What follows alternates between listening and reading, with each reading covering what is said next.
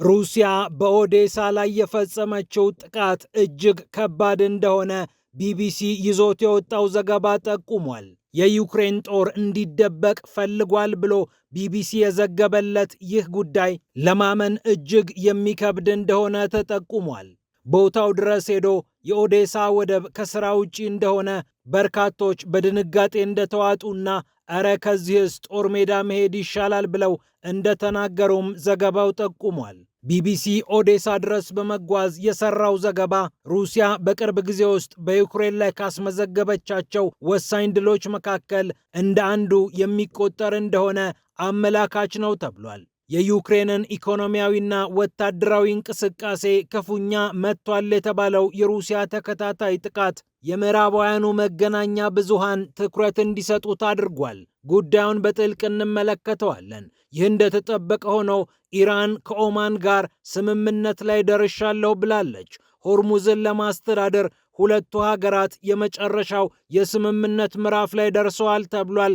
አሜሪካ እዚህ ውስጥ እንዳትገቢ ተብላለች። ይህንንም ይዘናል። የአሜሪካው ኤንቢሲ የቴሌቪዥን ጣቢያ ደግሞ ፔንታገን የኒውክሌር ስትራቴጂውን እያደሰ ነው ብለዋል። ከሩሲያና ከቻይና ጋር የኒውክሌር ጦርነት ቢፈጠር አሜሪካ የኒውክሌር የጦር መሳሪያዎቿን እንዴት አድርጋ እንደምትጠቀም እያመዛዘነች ይገኛል ተብሏል። ስለ አዲሱ ሰነድ ሰምቻለሁ ያለው ኤንቢሲ የአሜሪካ ባለስልጣናትን አነጋግሮ አስገራሚውን ዘገባ ይዟል።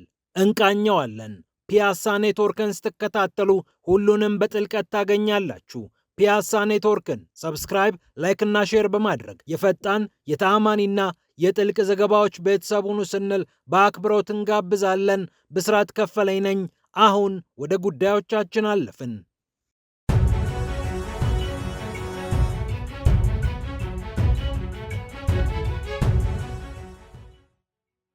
በሆርሙዝ ፍጥጫው ቀጥሏል። የአሜሪካው ፕሬዝዳንት ዶናልድ ትራምፕ ኢራንን አይደለም ሌላውን የምንመታበት የጦር መሳሪያ አለን ብለው ምላሽ ሰጥተዋል። ይህንን ምላሽ የሰጡት አሜሪካ የጦር መሳሪያዎቿን አራግፋ ነው የተጠቀመችበት የሚሉ ዘገባዎች ብቅ ብቅ ማለታቸውን ተከትሎ ነው። የጦር መሳሪያ እጥረት አለ ብለው የሚናገሩትን መረጃ የሚያሾልኩትን እናድናቸዋለን ሲሉም አስጠንቅቀዋል። የአሜሪካው ፕሬዝዳንት ኢራን ደግሞ በሆርሙዝ ጉዳይ ከኦማን ጋር እያደረግኩ ያለሁት ምክክር በመጨረሻ ምዕራፍ ላይ ተገኝቷል፣ ተስማምተናል ስትል አውጃለች።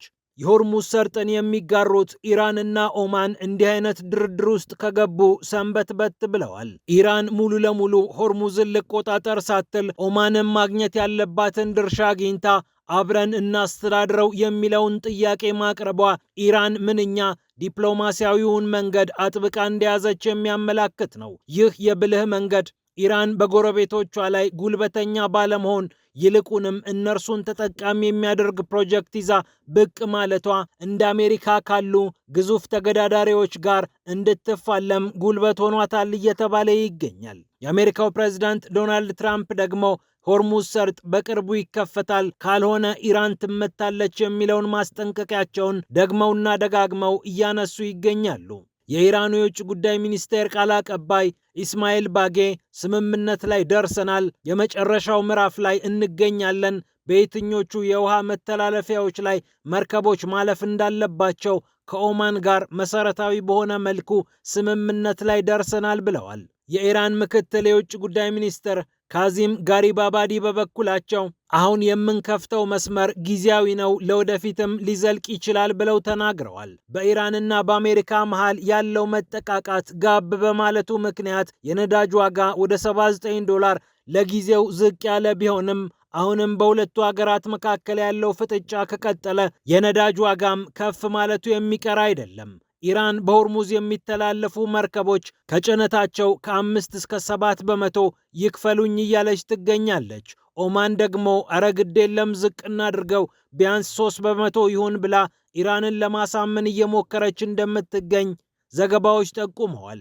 ዋሽንግተን ደግሞ ማንሽም ምንም አይነት ገንዘብ አትቀበይም እያለች ነው።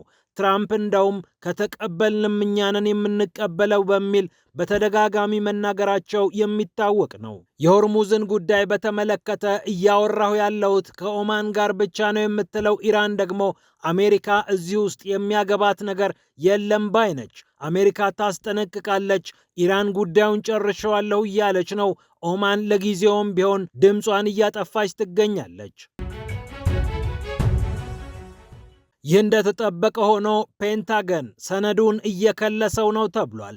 የኒውክሌሩ ሰነድ የሚከለሰው ደግሞ በሩሲያና ቻይና ምክንያት እንደሆነ የአሜሪካው ኤንቢሲ የቴሌቪዥን ጣቢያ ዘግቧል።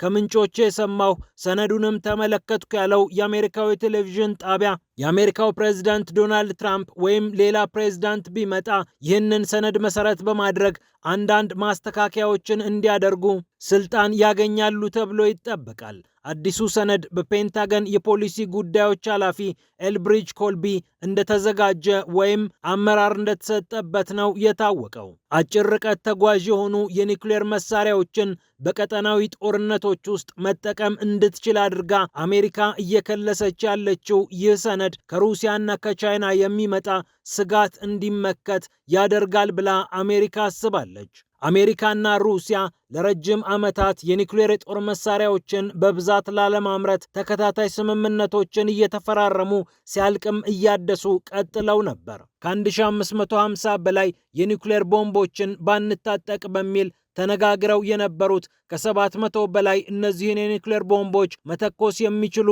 የጦር መሳሪያዎችን መያዝ የለብንም ብለው አስበው የነበሩት እነዚህ ሀገራት ትራምፕ ከስምምነቱ ወደ ኋላ በማፈግፈጋቸው ምክንያት አሁን በየራሳቸው መንገድ እየሄዱ ይገኛሉ።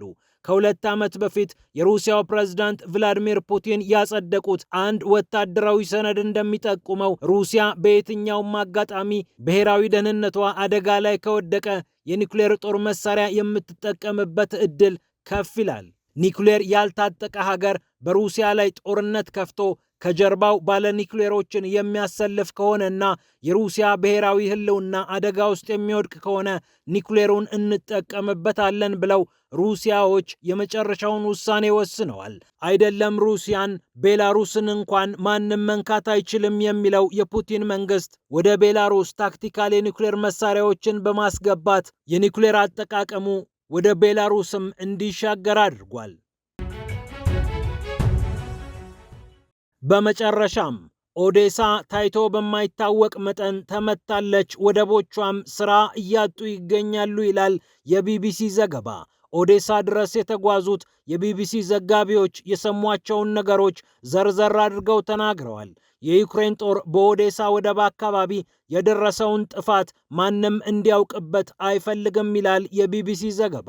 ምክንያቱም ሩሲያ የበለጠ እንድታጠቃ ልትበረታታ ትችላለችና ሲልም ያስቀምጣል። ስቪትላና ሃልቼንኮ የተባለች አንዲት በኦዴሳ ወደብ አካባቢ የምትሰራ ሰራተኛ ባልደረቦቿ በሩሲያ የባሊስቲክ ሚሳኤል ጥቃት እንዴት ሆነው እንደሞቱ እርሷም እንዴት እንደቆሰለች ለቢቢሲ ትናገራለች። ስቪልታና ይህ ቦታ መደበኛ የሥራ ቦታ ነበር፣ ከጥቃቱ በኋላ ግን ሁላችንም ተሸብረናል ስትል አስተያየቷን ትሰጣለች። ዩክሬን በሩሲያ ላይ መጠነ ሰፊ ጥቃት መክፈቷን ተከትሎ የሩሲያ ጦር እንደ ስልት የተከተለው ጉዳይ ዩክሬን በጥቁሩ ባህር ያላትን ወደብ እንዳትጠቀም ማድረግ ነው። ኦዴሳ፣ ቾርኖሞርስክ፣ ፒቭዴኒ የተባሉት ወደቦች በሩሲያ ጥቃት በተከታታይ ተመትተዋል። በአካባቢው ያሉ መሰረተ ልማቶች እንዳይሆኑ ተደርገው ተመትተዋል ይላል ዘገባው። የዩክሬን የወደብ አስተዳደር እንደሚናገረው በሐምሌ ወር ብቻ ሩሲያ 57 ጊዜ በሲቪል መርከቦች ላይ ጥቃት ሰንዝራለች። ከነዚህ ውስጥ 22ቱ ጥቁሩ ባህር ላይ እንዳሉ የተፈጸመ ነው። 67 ጊዜ ደግሞ በወደብ መሰረተ ልማቶች ላይ ከባባድ ጥቃት ደርሷል።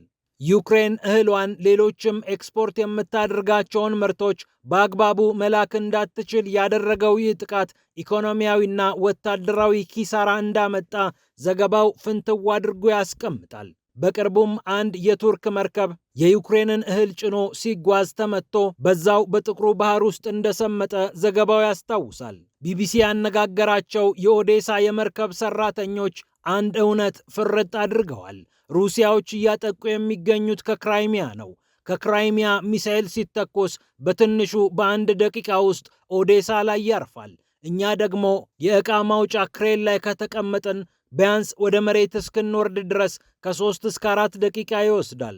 በዛ መሃል ከፍተኛ ጥፋት ይከሰታል። መከላከል በማንችልበት ሁኔታ ውስጥ ሆነን ነው ይህንን እያስተናገድን የምንገኘው ሲሉ ያትታሉ እነዚህ ሰራተኞች። አሁን የኦዴሳ ወደብና በአካባቢው የሚገኘው የወደብ መሰረተ ልማት እንዳይሆኑ ሆኗል። ከዚህ ቀደም ሰልፍ ነበር፣ መርከቦች መልህቅ ለመጣል ይሰለፉ ነበር።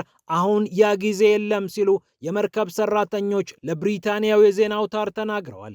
ዩክሬን ኦፕሬሽን ሞሎችካ ብላ በክራይሚያ ላይ ከባባድ ጥቃቶችን ስትፈጽም ነበር። ሞሎችካ ብላ ስም ያወጣችለት ዘመቻ ሞስኮ በክራይሚያ ትወድቃለች የሚል ትርጉም ያለው ነው። ከ200 በላይ የሩሲያ መርከቦች የተመቱበት፣ በአዞቭ ባህር ከባባድ ጥፋቶች የተከሰቱበት ይህ ዘመቻ ሩሲያን ለበለጠ ጥቃት እንድትነሳሳ አድርጓል። አሁን ደግሞ በቀጣይ ዩክሬን ያመረተችውን እህል ወደ ዓለም ገበያ የምታወጣበት ጊዜ ስለሆነ የወደቦቹ ሥራ ማቆም ለዩክሬን ኢኮኖሚ ፈተና መሆኑ እንደማይቀር እየተነገረ ይገኛል። 6 በመቶ የሚሆነውን የዓለም የስንዴ ምርት ታቀርብ የነበረችው ዩክሬን 10 በመቶ የዓለምን የበቆሎ ኤክስፖርት ተቆጣጥራ የነበረችው ኪየቭ አሁን በዚህ ጥቃት ክፉኛ ተጎድታለች። 73 ሚሊዮን ቶን ሸቀጥ ከኦዴሳ ወደቦቿ ታሰራጭ የነበረችው ዩክሬን 38 ሚሊዮን ቶን የሚመዝን እህል ለውጭ የምታቀርብበትን ወደብ ሩሲያ ክፉኛ መታበታለች። አሁን ባለው ሁኔታ እንኳ ከግማሽ ሚሊዮን እስከ 700,000 ሜትሪክ ቶን እህል ድረስ ዩክሬን ለውጭ ገበያ ማቅረብ የምትችልበት ዕድል ተሟጦ አልቋል። ቢቢሲ የኦዴሳ ጥቃት እጅግ ከባድ እንደሆነና የጦር ኃላፊዎቹ እንኳ ስለደረሰው ነገር ብዙ ማውራት እንደማይፈልጉ የነበረውንም የዘገባ ጊዜ በጥንቃቄ በወታደሮች በተመረጡ ቦታዎች ብቻ እንዲመለከት እንደተደረገ አንስቷል። አንዳንድ የመርከብ ሰራተኞች እንደውም እረ ከዚህማ እዚያው ጦር ሜዳ ይሻላል፣ የጦር ሜዳው የሞት መጠን ያንሳል፣ እዚህ እያለቅን ነው ሲሉ መናገራቸውንም በዘገባው አካቷል። ፒያሳ ኔትወርክን ስትከታተሉ ስለቆያችሁ ክብረት ይስጥልን ብለናል። ፒያሳ ኔትወርክን ሰብስክራይብ፣ ላይክ እና ሼር በማድረግ የፈጣን የተአማኒና የጥልቅ ዘገባዎች ቤተሰቡን ስንል በአክብሮት እንጋብዛለን። ብስራት ከፈለኝ ነበርኩ። ሰላም ለዓለማችን።